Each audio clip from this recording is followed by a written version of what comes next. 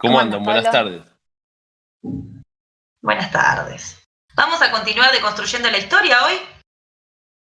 Bueno, vamos a tratar de reconstruirla, no Ok. de.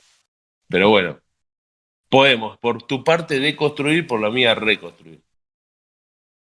Yo ya te dije, para mí sos un deconstructor nato. Vos no te gusta nomenclarte como tal, pero desde mi perspectiva, No, no me gustan las nomenclaturas, es verdad. está muy bien, está muy bien. Fuera las etiquetas, arriba la identidad. Exacto. Bueno, les recordamos a todos Exactamente. nuestros oyentes que Pablo terminó el último programa con su evolución de la Plaza de Mayo como espacio público y no contamos nada con Cata de lo que vas a hablar hoy, así que es todo tuyo para empezar a hablar y comentarle a todos nuestros visualizadores y oyentes. Bueno, no, la idea era, así como veníamos contando, en realidad vinimos transitando la evolución del espacio público y arrancamos con la Plaza de Mayo, que de alguna forma es el espacio público madre. Nos vamos a ir adentrando en la composición de ese espacio público y en particular nos vamos a detener hoy en uno de sus elementos, que son el monumento o las estatuas y la enseñanza que ellos generan en la sociedad.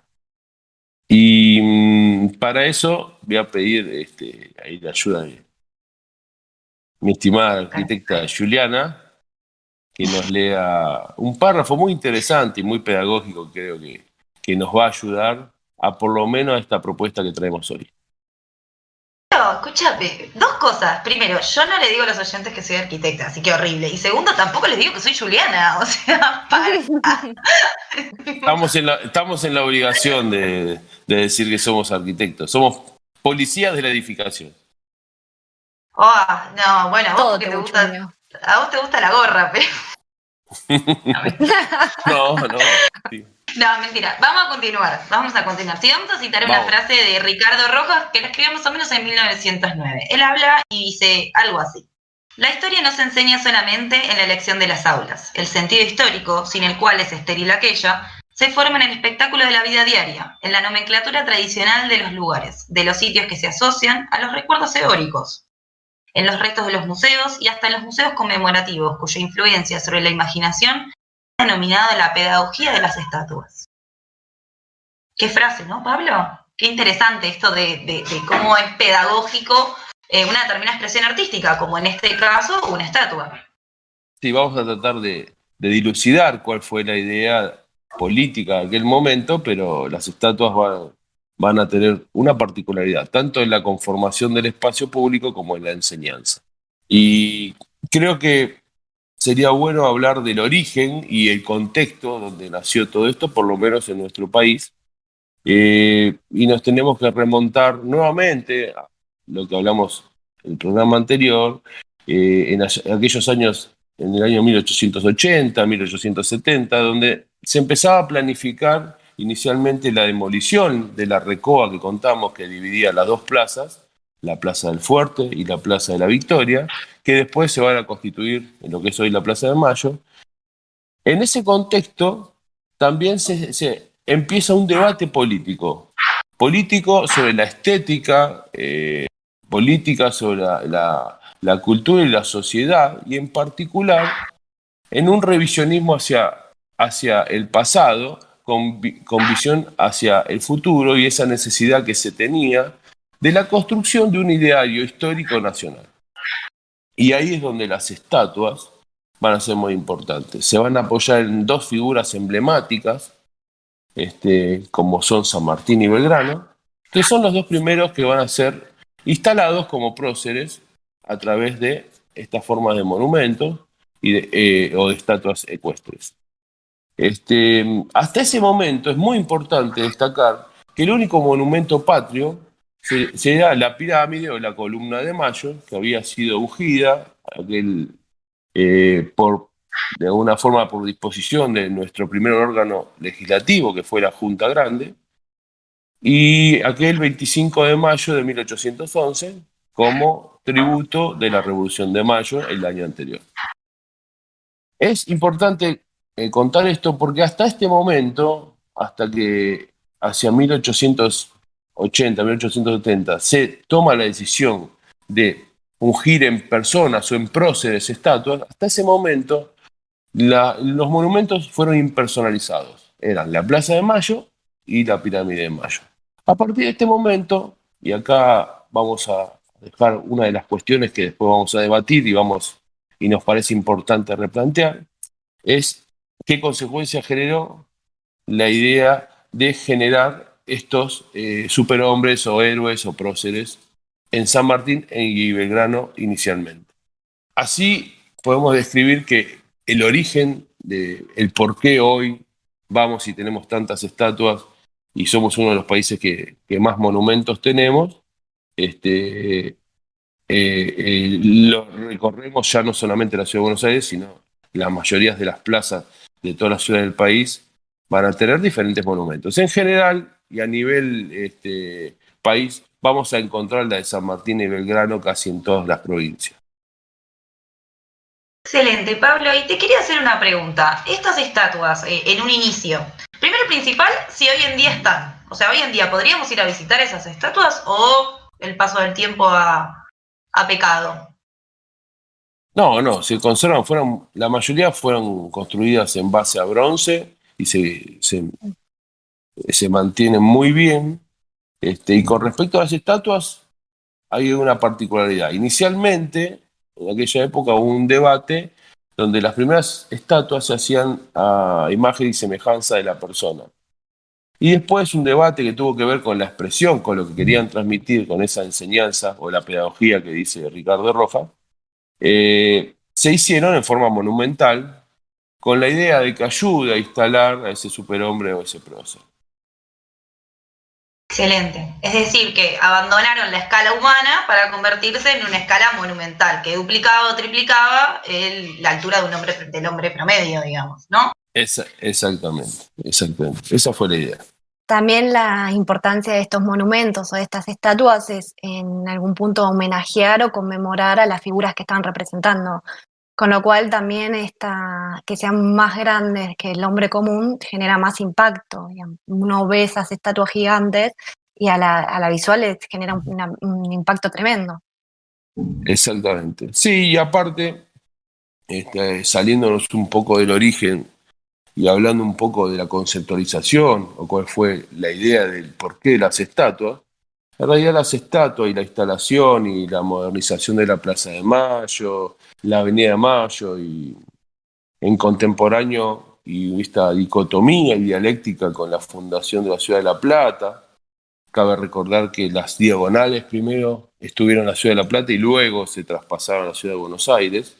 No es que la diagonal norte fue primero.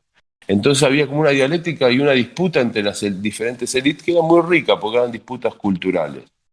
Pero lo importante que la instalación de las estatuas y por qué trajimos en alusión el texto que nuestra arquitecta Juliana les ha narrado, tiene que ver con esa pedagogía. ¿Y qué es la pedagogía? Porque empieza un proceso de instauración histórica de próceres y la personalización de estos elementos y su conmemoración histórica, y en particular de índole patriótica.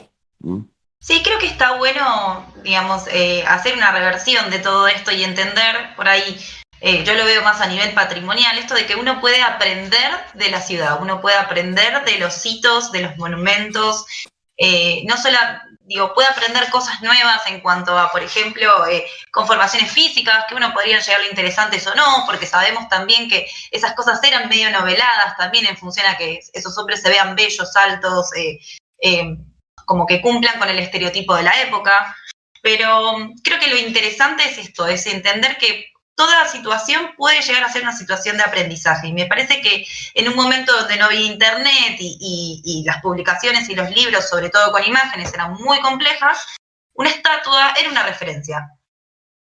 Sí, totalmente. Y para la generación de 80 era un elemento educador, era un elemento irradiador de conocimiento, y por eso tanto hincapié en transformar la ciudad. Hay que ponerse en el contexto de esos años, la cantidad de obras y reformas que se hicieron, en particular en la ciudad de Buenos Aires, son inimaginables hoy. Incluso la fundación de tener el primer subterráneo fuera de las grandes metrópolis europeas, era un hecho totalmente de gran monumentalidad y vanguardia técnica, ¿no? Eh, y la verdad que hasta ciertos años hubo 4 o 5 próceres los cuales estuvieron reconocidos en el ámbito político e histórico. El primero fue la estatua de San Martín en el año 1862, luego la de Belgrano en 1873, y después la de Sarmiento allá en Palermo por su gran proyecto de los bosques, la grilla y el parque y la instalación del higienismo en la ciudad, más allá de recordar que el tránsito de la peste, de la fiebre amarilla fue una cuestión muy importante para que muchas de estas cuestiones pasaran. Cabe acordar que la élite gobernante de aquel momento estaba a la vanguardia, a la altura de las grandes élites europeas. Y así, con el inicio de estas 2 estatuas, nacen también los mausoleos, tanto de San Martín y Belgrano, en diferentes basílicas de la ciudad, y en particular, una de las últimas destacadas, que más allá de que hay muchas, cabe al caso citar, la de Adolfo Alsina, en el año 1882, que tuvo que ver con el cierre de todo este periodo de guerras civiles en Argentina, que terminó con el pacto, digamos, de la federalización de Buenos Aires, de la creación de la provincia de Buenos Aires. Cabe recordar que hasta ese momento estaba la disputa entre la Confederación Argentina y el Estado de Buenos Aires. Y ahí podemos cerrar ese momento de instalación de estatuas y pedagogía y abrir un debate, ¿no? Que es en realidad lo que nos gusta a nosotros, es 2 preguntas. Este inicio del ideario histórico, heroico y patriótico a través de la instalación de próceres nos servirá para generar líderes, sirvió para la construcción de un ideario nacional, o de alguna forma fue el germen de este personalismo de los últimos años que no deja desarrollar, incluso han atomizado y prácticamente dinamitado los partidos políticos. Ay, qué pregunta difícil, Pablo, por favor. Creo que hay 10.000 respuestas correctas mismo para esa pregunta, pero sí, realmente es algo que nos deberíamos cuestionar todos. Creo que a su vez también estos personajes, digo, qué fácil que es linkear estas estatuas de escala monumental con estos personalismos agigantados y a su vez, por ahí desde mi perspectiva, hay algo que tiene el monumento cuando desplaza la escala humana que a mí me choca mucho, que es que desde lejos, cuando uno está alejado del monumento, uno lo puede observar con detalle, verlo en su conjunto, completo. Ahora bien, mientras más uno se acerca y quiere profundizar más sobre la información, pareciera que la información se vuelve difusa, porque uno puede solamente percibir un fragmento, una mano, un ojo, pero ya no se puede ver la estatua en la completitud. Desde mi perspectiva, no es lo que más me gusta, pero bueno, me gustaría igualmente, si te puedo preguntar y te puedo pedir para una próxima vez, si podemos avanzar también en lo que sería luego los monumentos, pero a escala monumental, cuando por ejemplo, no sé, quién sabe avanzar un poco más y hablar del monumento a la bandera y empezar a hablar de estos monumentos que empiezan a ser espacios completos, no solamente un hito, como en este caso las estatuas. Sí, hacia ahí te prometo que iremos. Me parece que ahí esos monumentos que fueron más difíciles de instalar, sí generaron, si bien van a venir mucho a posteriori de estos monumentos y quizás este proceso debió ser necesario, esos monumentos que ya van a ser el espacio público en sí, en particular en determinados sitios importantes o sitios importantes donde sucedieron hechos importantes como en Tucumán o en Rosario, en Santa Fe, creo que sí van a ayudar mucho a la construcción, mucho más que a este personalismo que de alguna forma nos termina afectando, porque incluso hay muchos historiadores que cuentan la historia argentina a través de la vida de los personajes de esos líderes, que si lo traspolamos a través de los tiempos y venimos recorriendo temporariamente nuestra historia, vamos a hablar siempre de personas, vamos a hablar siempre de determinados líderes, la época de, la época de, la época de. Yo creo que un poco soslayando la construcción de una historia de la época del país en aquel momento. Se va a hablar mucho, mucho de los constantemente de determinados personajes. Sí, totalmente. Como dijo Cata también, no hay una respuesta única, por supuesto, y hay variantes distintas a todas estas cuestiones. En mi opinión, una cosa no quita la otra. Fueron parte de nuestro ideario nacional, fueron gran parte de nuestro ser cultural. Nosotros estamos hablando del 1800, con una Argentina recién nacida, que estábamos creando esta identidad. Y bueno, tampoco podemos negar que somos un país muy personalista, con sus pros y sus contras, eso depende de cada uno. Algunos valoran más unas cosas y otros otras, pero como siempre, nosotros abrimos este debate para todos los que quieran participar, es un tema importante y es bueno que lo cuestionemos y que nos preguntemos de dónde salen y de dónde surgen estas cuestiones históricas, ¿no? Y en particular porque, como siempre decimos, la verdad que uno tiene más dudas que certezas. Y quizás en las dudas es donde luego va a encontrar una parte de la sabiduría o la sapiencia o la interpretación de lo que pasó en aquel momento. Pablo, si tenés más dudas que certezas, vas bien. Eso significa que vas bien. Yo creo que la vida es así, justamente. Cuando uno le encanta esta actividad de apropiar conocimiento todo el tiempo, cada vez duda más de las cosas. Recordemos esta frase tan conocida: solo sé que no sé nada. Es increíble, pero llevando a razonamiento lo que planteaba Sócrates, realmente cuanto uno más estudia se da cuenta que no sabe nada y se llena cada vez más de dudas. Esa es la verdad. Exactamente, y nosotros en este espacio tratamos de generar estas dudas y que estas repreguntas de formas constantes.